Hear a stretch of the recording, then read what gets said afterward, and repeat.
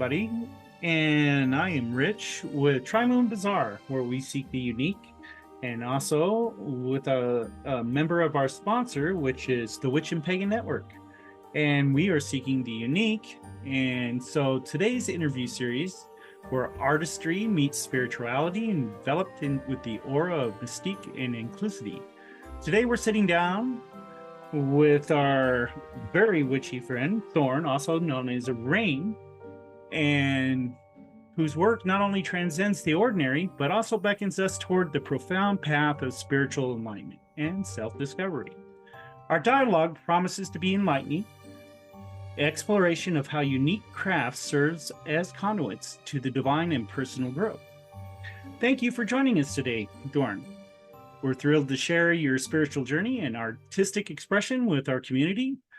Your work carries a sense of wonder, and it resonates deeply with those that are seeking meaning and connection. Thanks for having me. Excellent. So we're fascinated by your spiritual essence that dances through your craft. Could you share with us what initially set you on this spiritual path and how it is entwined with your work? Yeah, I grew up in a Christian church, which was more on the fundamentalist side, but I've always been interested in mysticism, partly because of my mom, who considers herself a Christian mystic, and she actually taught me how to do what she calls listening prayer, which means you kind of clear your mind and see what God, or like I use it for my gods too now. See what they say back to you, so it's not just a one-way street. And so I grew up always wanting to kind of with that sort of mystical hunger of seeking for the divine. And then around college age, I realized that my spiritual beliefs and the way I approached deity kind of fit a lot more with Wicca. And so after a lot of soul searching, I decided to convert, partly because I wanted to have joy in my spiritual path, and I felt like there was just too much trauma in my Christian path, so I followed joy. And now I'm not so much, I would identify as Wiccan. I've followed where my gods have led to more of a devotional polytheist path, which includes both Welsh and the Minoan gods, and there's some Hellenic Greek gods there too, because there's some overlap. But that's my path, and that devotion to my gods kind of informs all the creative stuff that I do, whether it's poetry or crochet or music or art. I understand that you actually handcraft and dye your own yarn. This has really captured the hearts and minds of many. Can you tell us more about your creative process and how spirituality plays a role in it? Yeah, so when I first moved here from LA to Oakland, one thing that I started doing to try and support myself was I started hand dyeing my own yarn, and I really vibe with plant fibers more than wool. I mean, I don't have any problem with wool, except I don't like the texture as much. But so I started dyeing plant fibers and opened an online shop. I'll share the link with you. And it is sort of on hiatus right now, but I would like to go back to it when I have time and energy. But what I really wanted to focus on with yarn, with dyeing yarn, was making colors that kind of fit my own experience of different gods or different sacred things. So, for example, I'm working with one of the first games that I dyed. This one I call the Lover of the Sea, which is a combination of two of the names I have for the Minoan version of Dionysus that I honor, Lover and Son of the Sea. So this is what it looks like in cake form. Wow. This is one of the shawls that I'm going to make for him. I also made this for him, but it's not yarn that I dyed. It's yarn that I bought. So well, it looks incredibly comfortable, and it's definitely beautiful. So I look forward to seeing that in the future being displayed. Can you you used to make it on your shop? Do you still have that shop? yeah, I still have the shop up. It's thornwingcrochet.com. Excellent. So there's we'll share that at the link below. Awesome. Yeah, I would love to have people check it out. I still have a lot of stock there. So. All right. So you've been knitting for how many years? Well, I've been crocheting. I'm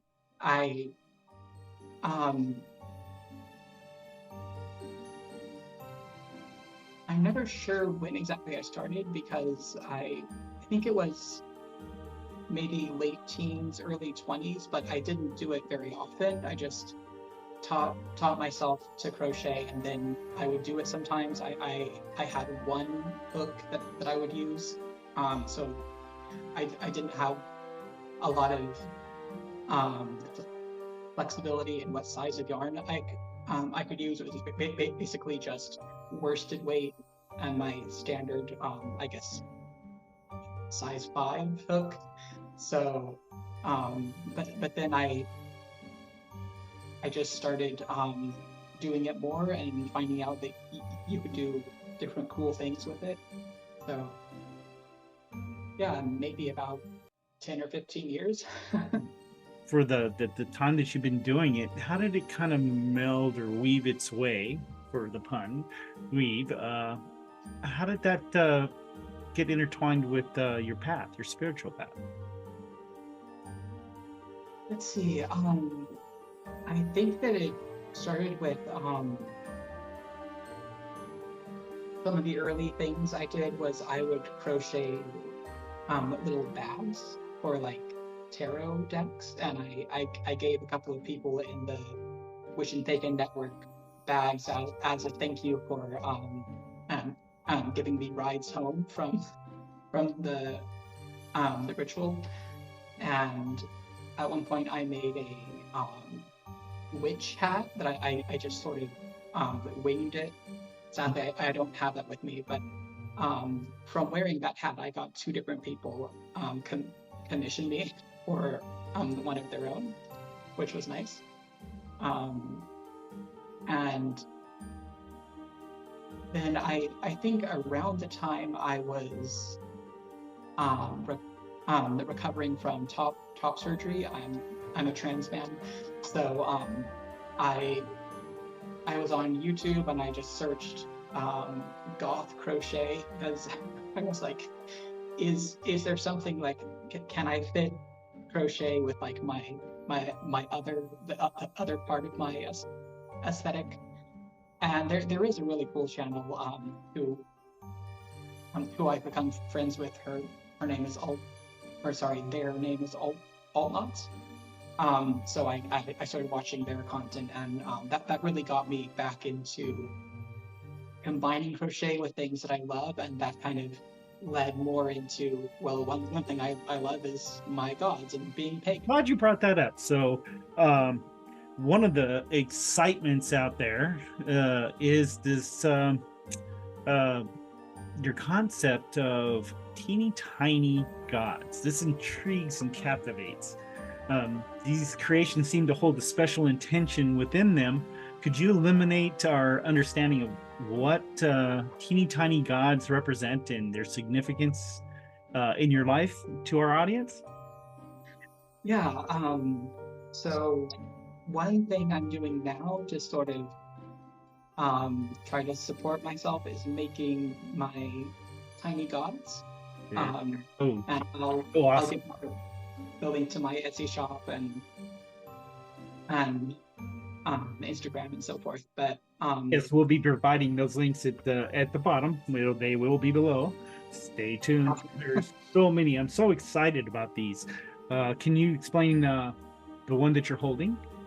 yes, this is the first one. I call him Tiny Dio because it's short for Tiny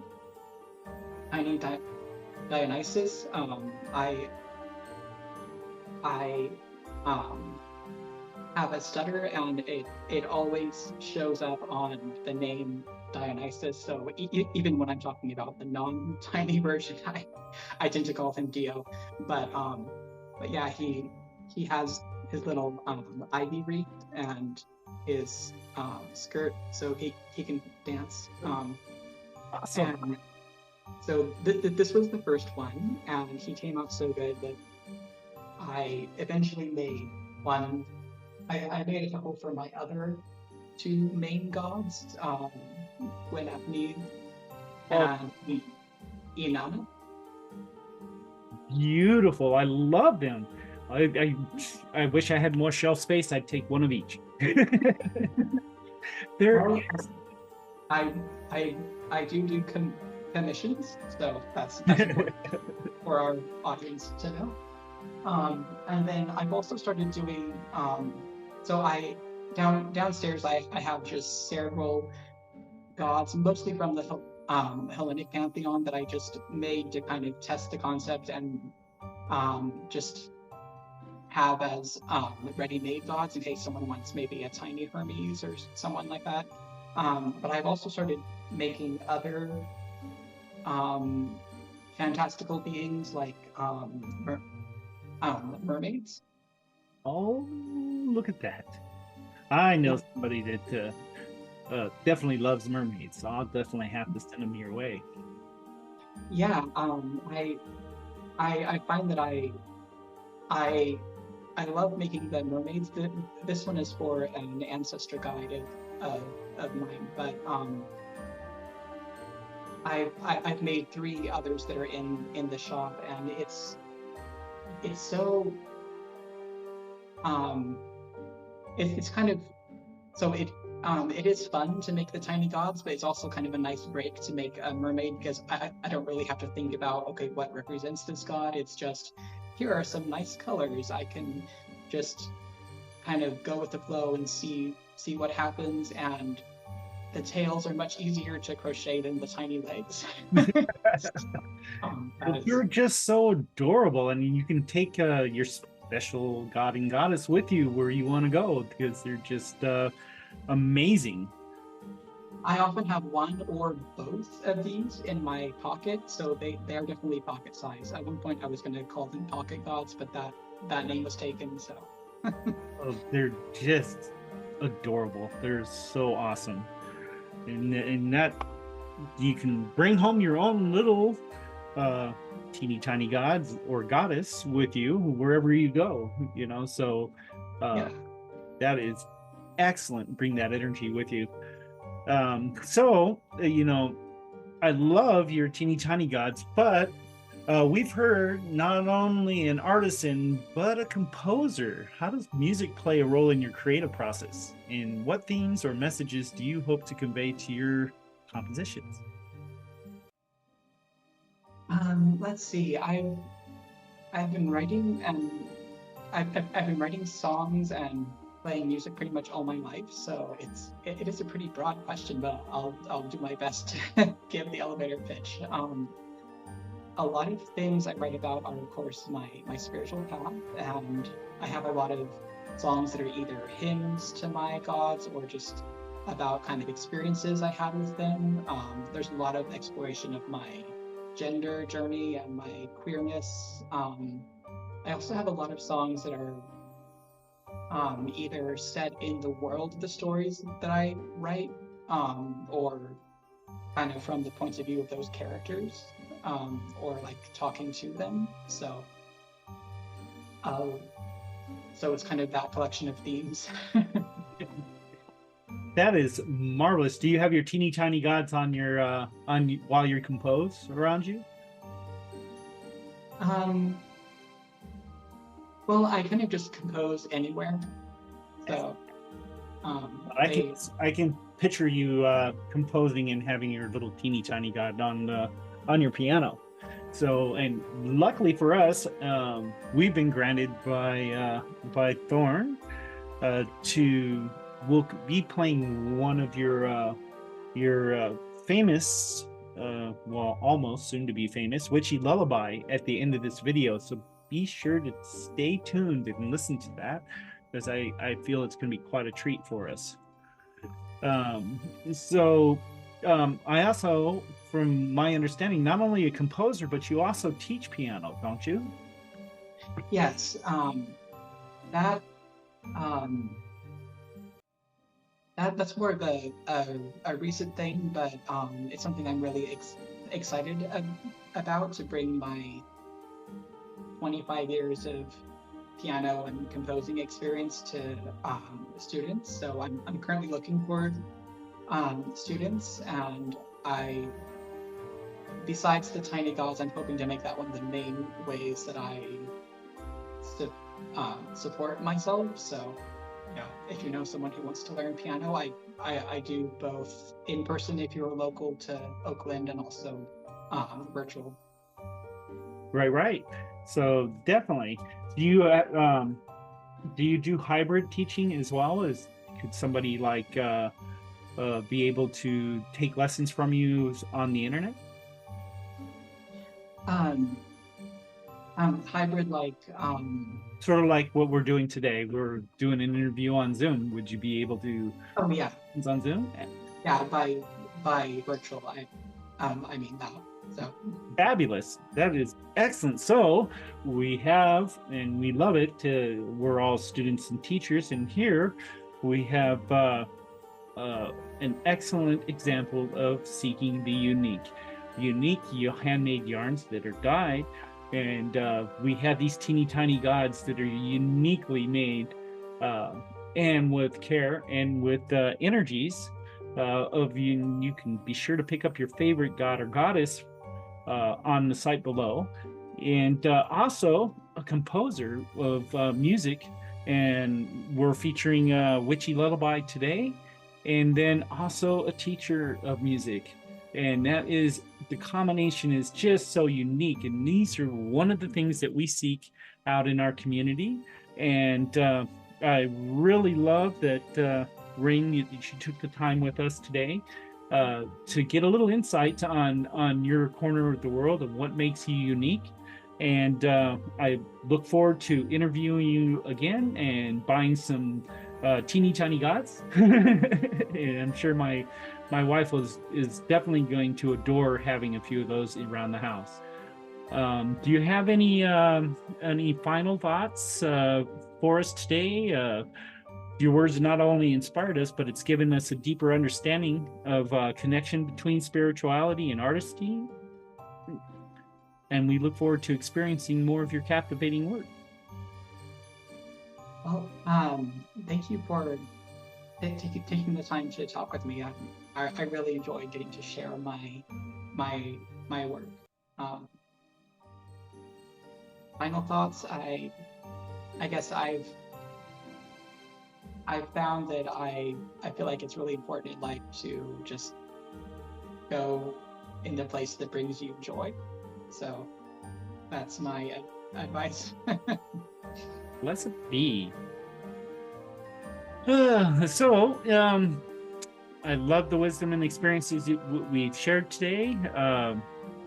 Your spirituality merges seamlessly with your craft, and is just, its willingness to share your light with our community has made it very special for this interview today.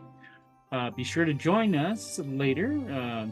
Witch and Pagan Network is again our sponsor, and I am Rich Bertram. with Tri-Moon Bazaar, also a member of the Witch and Pagan Network, and a lot of special events coming up. And there is a lot of unique people in our community, and we're going to get to each one of them. And as you can tell, Thorn was definitely a blessed, and I'm very grateful to have you here with us today. So with no ado here, we're going to end this video with Witchy Lullaby.